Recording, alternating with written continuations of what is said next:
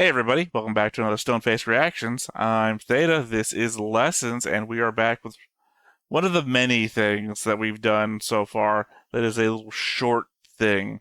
So I was about to liken it to all the Macross 7 stuff that we got done with that was like Macross Plus or no, Encore full episodes. The Macross Plus stuff, which is all 2-minute things.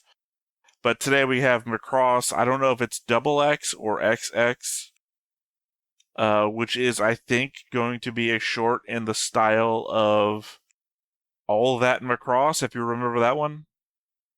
Because that one was half a year ago, it feels like. I don't. Right after we watched the Macross Zero, which does feel like a very long time ago. I believe it's in the style of that. I'm unsure. Anything you want to say before we get into it? Because I never seen this one either, so I'm looking forward to it. All right, well, let's hop on into it.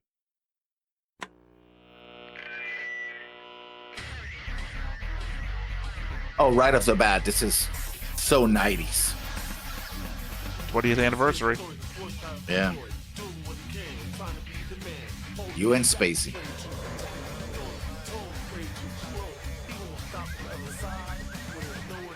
Oh, Carl arm. Yeah. So 90s. Yeah. The jittery everything, you know, the late 90s, I think. YF19? No, VF1s. No, it said YF19. Yeah, but then they switched to. See, VF17. I'm just reading what it says. I think you can argue that I'm just reading. It says VF11. VF1.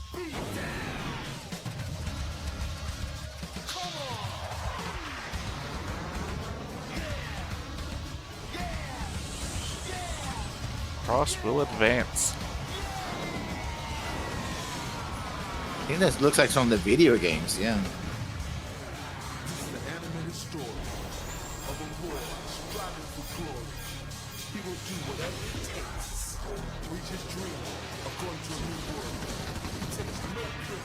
That's plus.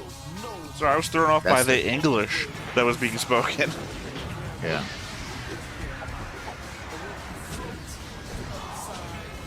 I'm gonna have to listen to this on my own at some point because I can't hear it over the.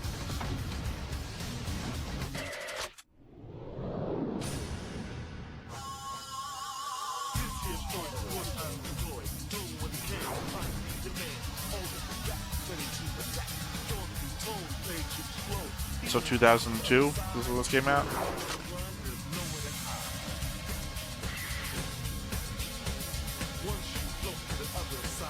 Good to know.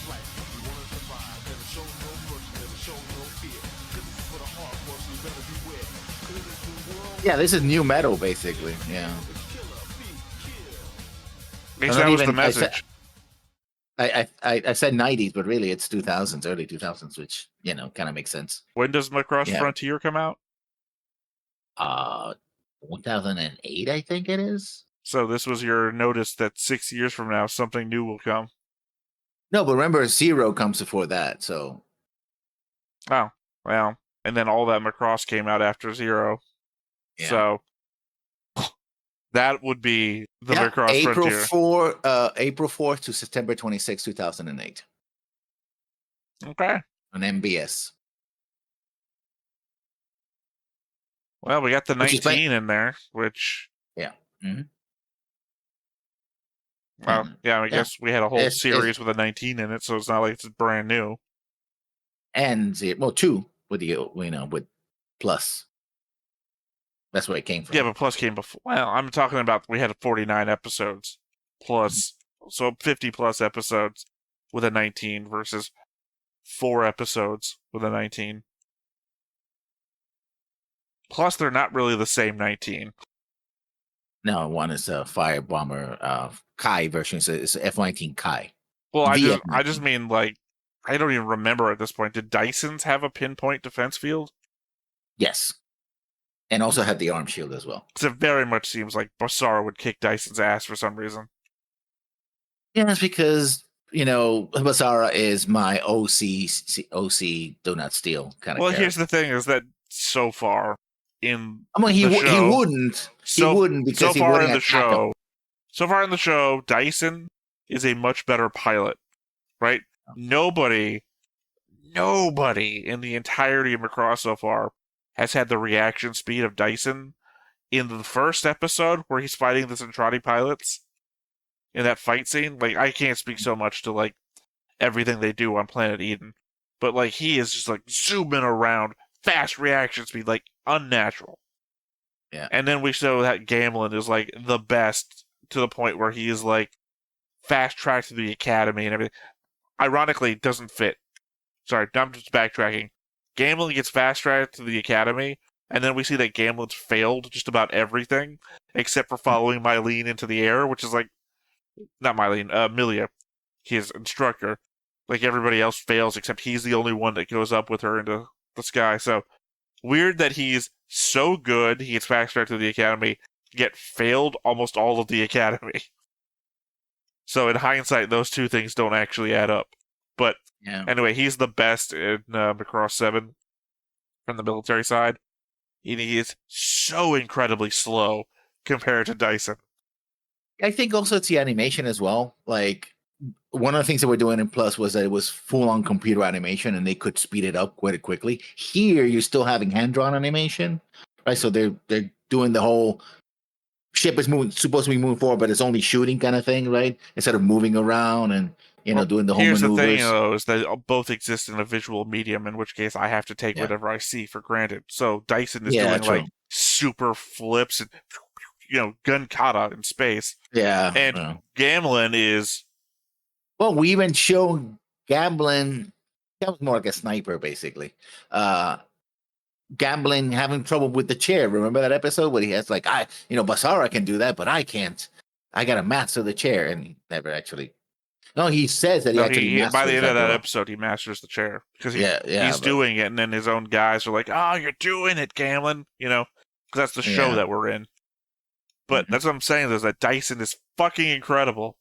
Like Yeah, he's better than Roy in space combat or any combat because Roy is old school drawn, so he's slower too. He's just effective, and also he's the old man pilot by every point in the show. So it's just like Dyson, as much as I again didn't like Macross Plus, he's our best pilot in existence till he dies. And then well, old age must have killed him by now. Dude like lived on the uh, remember when I keep bringing up when he's on it's the only 5 motorcycle years different. motorcycle with the that other girl and they're like face to the thing that's going by them. Dude is died in a car crash. Dude's dead. Okay? I'm just gonna put an X over him. He died somewhere. But my point is he's the best pilot we've got. And everybody else is just like molasses compared to him. That's true. I don't even remember why I brought it up, but that was the end point, is that it's unfair. Yeah, It's just unfair to yeah. everybody. But yeah. That was the thing. I liked it Did as you? a sort of. I mean, remember we have more Macross coming on the way. It's a commercial. That's what Yeah. it is. It's I a was fun about to say we commercial. That's watched what a it 2-minute commercial. is. I Yeah. preferred All That Macross to this. Because Yeah. All That Macross was literally just like an air show versus this was like, you remember old N64 commercials? I Like like that. Yeah. I can't remember the guy who produced them, the very famous movie guy. Uable, I think it was. No. Sorry. I know you're talking about U-Bowl, the guy who did like Evil Dead and I think Not he even did that. some of the Spider-Man movies along with Sam Raimi.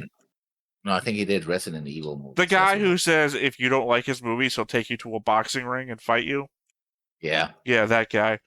No, I'm talking. He's like a more eclectic, like I think maybe he did Eraserhead.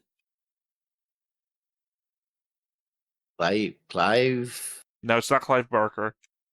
Anyway, I'm never gonna get it in the span of this 2-minute recording, so I'll leave that for another time. Anyway, it's just very crazy. If you don't know, look up N64 game commercials or system commercials or whatever they were. They were fucking Yeah, I mentioned insane. it kind of feels like they're announcing video games, like all the Macross video games that came out in the era, which are wow, they're a lot. One thing that yes, Harmony Gold kind of ruined is we could have had tons of Macross video games, arcade games, and stuff like that. That's not, I mean, you don't know that that could be entirely true. There are so many Gundam games that don't get ported to America, and Gundam would have been just as big. There was a comment, I'm not going to put them out there because I don't remember and I didn't write it down, that somebody was saying that Macross is the reason that real robot genre is where it is today. And it's like, Gundam was out well before this. And I'm sorry. I'm and sorry. continues to Maybe a combination of Macross and Gundam can be given a tribute to it, but I feel like you've got to get credit to Gundam in this. Or even not Gundam, but Tamino, the guy who wrote Gundam. Because even before this, he's part of the big robot romance trilogy, where he starts the framework of what a super in-depth big robot narrative can be before then we get to like serious wartime drama. So I think you got to give all the credit to Tamino. Yeah, I mean it's fair. I mean we're watching, original Gundam, and every episode so far is a banger. Right? Like they don't miss. I mean, they may have, maybe when we watch the entire series together, we go like, well, maybe that episode was weak or whatever, but you kind of feel engaged throughout. Like, oh, the bad guys are doing something. Oh, the heroes are doing that. Oh, this character's having problems. Oh, this character's being a jerk. Oh, this guy's out of his depth. Oh, it's like there's always something happening, even if it's still 1970s and, well, it's cartoony because it's animation, compared to today, right? And it feels like very, kind of Superman cartoon, animation. It's not Drawing, Monster of the Week, yeah, reset at the end of the episode stuff. They're trying to do something. The enemy stops them, right? It's not like, oh no, we're waiting on our base for the enemy to attack. Summon the giant robot who always do the one trick they will do, like the sword. That's what I'm bringing up when I say that Tamino has hand on all this stuff. Because Voltes 5 is like so massive in the Philippines, but it is it is one of the early starts of Tamino's work where it's not just like Monster of the Week, even though it is what you were just describing, or the robot beats it with the one signature attack, which I fucking hate because it's a top. He rolls out a top between like two blade things and like and then throws it at the thing. Although the show that was famous for doing that actually didn't do it a lot, which was Messenger Z, because he had to upgrade the robot because his signature attack wouldn't work. And then at the end, spoilers for Messenger Z, which is a 1970 show, by the way, last century, he gets beat down and somebody else has to come in and save the day, right? And then we get the other, giant robot shows. Can't remember if me and Rafferty watched like the first 2 episodes of it or not. I know you watch Voltus Files. I've seen the videos, but well, no. Me and Raf watched one of the early robot ones, and it's one of the ones that has a ton of sequels and reimaginings throughout the years. And I think it might be Messenger. I can't remember. Messenger has a bunch of them, and also a spin-off called Get a Robot, which is now being remade. Get a Robo, that's what we watched. Yeah, well, now we're going to have a remake of Get a Robot with Messenger, original Messenger, which is something that the creator, Go Nagai, didn't want to, because he didn't want to have the robots be, which one is more powerful, right? But Get a Robo is in the same universe, but it's a spin-off. Also, I also streamed the video game for Get a Robot because it's UFO. I know it's not Get a Robot. It's UFO Grandizer is in the same universe. I'm talking about Get a Robot. It's not in the universe, the same universe. I threw you the image of the overlay It's that similar, I had used for it because I just remembered that I put the logo in the full Japanese thing. It's like I don't remember what this was. I'm pretty sure it was Get a Robo because we had a lot of conversations about it. Yeah, this is Get a Robot. This is not, I was wanting to do the whole series, UFO. but Raph isn't willing to commit to series because he will eventually not like them. And of course, he won't watch anything he doesn't like. So, can't fault him for that. Yeah, UFO Grandizers we'll talk about. But still, Anyway, yeah, I mean, it was a 20, a 2 minute, 2 and 16 minute, 22 minutes and 16 second commercial. Yeah. Well, what it was, like, to be we're fair, here to watch giant robots. Yeah. It was a 2-minute commercial that we've been talking about for about 20 minutes. So, yeah. All right. Well, that has been Macross XX or XX or whatever. 20. It stands for 20th anniversary. Oh, That's why it's yeah. XX. Yeah, I guess that makes sense. Even though it's 2002, technically. So, 1982 to 2002. So yeah. yeah, 20th. Yep. All right, well, that's been that. Once again, I've been Theta, this has been Lessons, we've been Stoneface Reactions, and we will catch you next time. Bye-bye. Hey everybody, thanks for watching another Stone-Faced Reactions. If you have an idea of another video we could go ahead and watch, go ahead and put it in the comments down below and we'll add it to the wheel. Be sure to like, comment, and subscribe, and let us know what you thought about this video, what parts you liked. And until then, we'll see you next time. Is this too goofy?